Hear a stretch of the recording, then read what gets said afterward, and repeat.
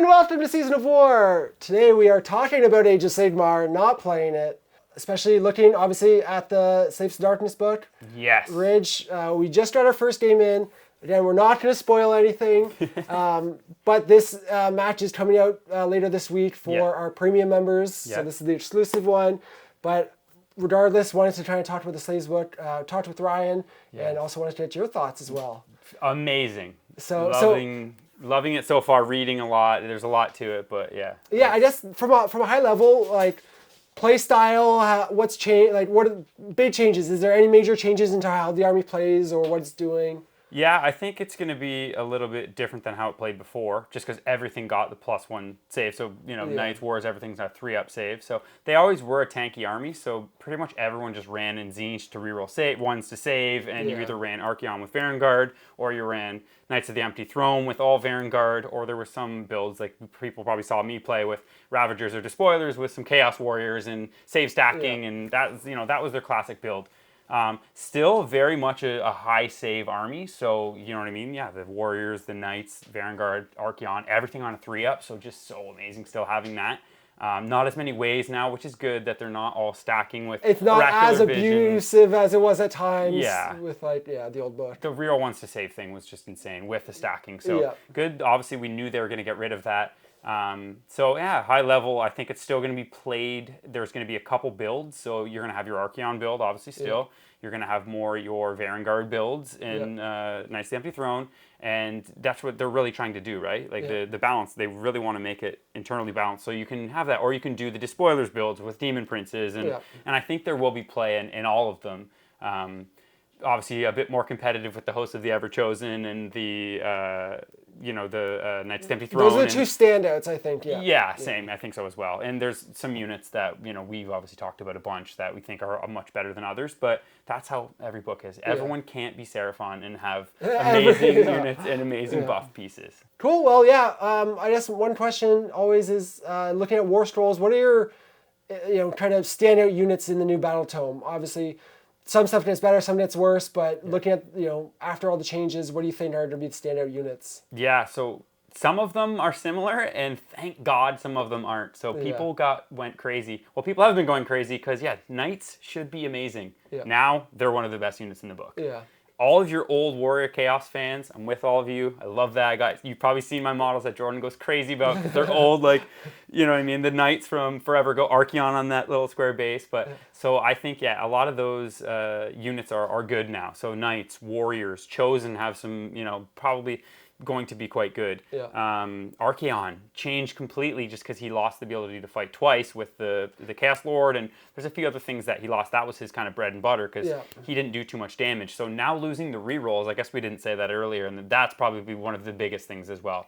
So one of the biggest overarching changes is losing all of those rerolls. So we know the GW and everyone they went towards that, getting rid of rerolls, which is a good thing now that they're all around. Agreed. But they suffer from it like crazy. And I've played a lot of Archaon, and if he doesn't have rerolls on something, it's a lot tougher. So now, a lot of things are going to be going back to, even with all-out attack, having best day ever, being able to put him as a different mark for +1 to wound. So he's going to be, I think Archaon's going to be still amazing. Other than that, Archaon, even so there's a few units, the Corvus Cabal, I think that's amazing having that deep striking units. I'm just about to paint some now, I'm just getting some of them, just at least one unit, especially the battle line too. So with the deep striking threat, with the Proving Ground too, being able to use that. Splintered Fang went up to 3 attacks, which is going to be pretty insane. You have to run the command trait, the Idolater Lord command trait, to be able to utilize them with the Corn Mark to get all the extra attacks. Yeah. You know what I mean? So that could turn them into little blenders as well. And I remember listening, I can't remember who it was, but a guy from England that was playing a lot of that, with the Idolaters and them with a bunch of Splintered Fang, and because you could reroll hits, and then 6 to hit with mortals. So you lost the rerolls, but still, there's a bunch of ways to get attacked. So the Splintered Fang, I think, will be good. What else? The Ogroids, I haven't looked too much into. They seem like decent. For what they can do. I'm just not a huge fan of the model line. I don't really love beasts, and I love the mortals and the knights and the warriors like everyone. And I think those are the kind of the big ones. What else other than that? The shrines, nothing special. Yeah, I don't know. Obviously, there were big changes to the marks. Yeah. Like you said before, it was all Tzeentch mark all day, every day. Yeah, Nurgle was, there was a few good marks, but Tzeentch was just the -1 to save was just too good.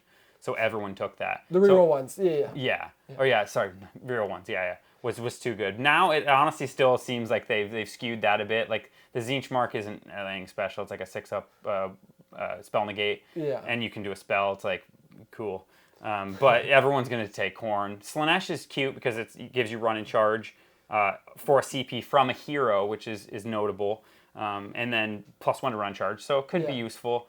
And then the Nurgle one obviously is going to be really good with like warriors or even Archaon getting the Nurgle. Like -1 to wound, Archaon is scary. So I think other than like Tzeentch, there's a good showing for Nurgle and Khorne for sure. Those are the two I think we'll see a ton. Yeah, predominantly. Same. Yeah, but Slaanesh too. Like you never know. There could be some builds just for that run and charge on some units. But as we saw in the list you played, running Knights of the Empty Throne. That's another way to get run and charge. And then you also get the Khorne mark, right? And the Khorne mark is so good in combination with probably some of the best heroes in Slaves of Darkness are the allied and Khorne heroes right now. Yeah, unbelievably good. The just to talk about the sub-factions a little bit, like you mentioned, having anything with a mount running and charging is so good for Archaon, Varangard, Knights, Gorby's Chariots, everything, amazing. Or you run Hosts of the Everchosen, like you said, just being able to rally stuff. Then you just find other ways to get run and charge or find other ways. And it's nice that the books allows you to do that. You're allowed to kind of pick and choose what you want to do when it comes to,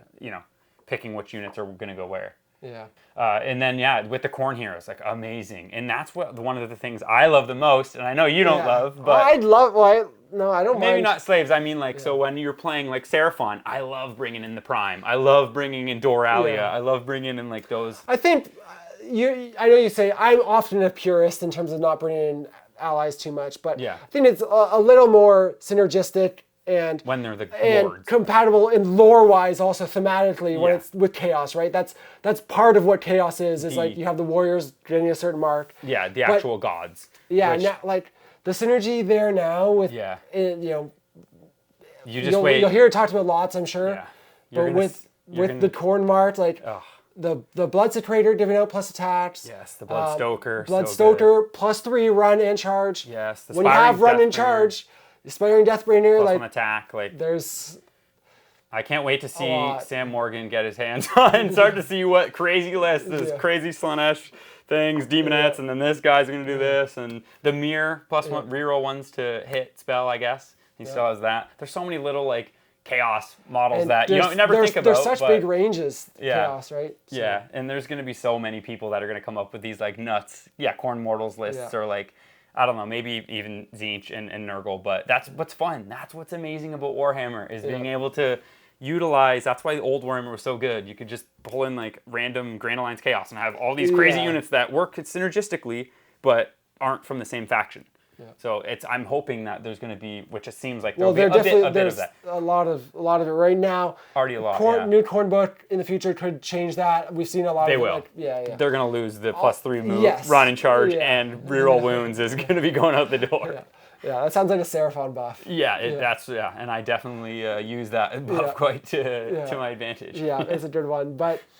Yeah, honestly, guys, I think that's pretty much it. Just want to kind of give a high-level overview of some initial thoughts of the book. We're going to be diving in, playing it lots over the next couple of weeks, I'm sure. Yeah. 2 battle reports coming out this coming week. The one with Ridge and 12 Varangard will come out for our members on Thursday, so keep an eye out for that. Yeah, don't miss that one. Yeah. But if you guys want to learn even more about the Slaves of Darkness, there are going to be a bunch of other content creators do in-depth, like, War Scroll breakdowns, going through the full book reviews. We want to just give a high level overview, in 10-15 minutes. So go check those out for a little more depth. There's going to be lots of awesome content out there.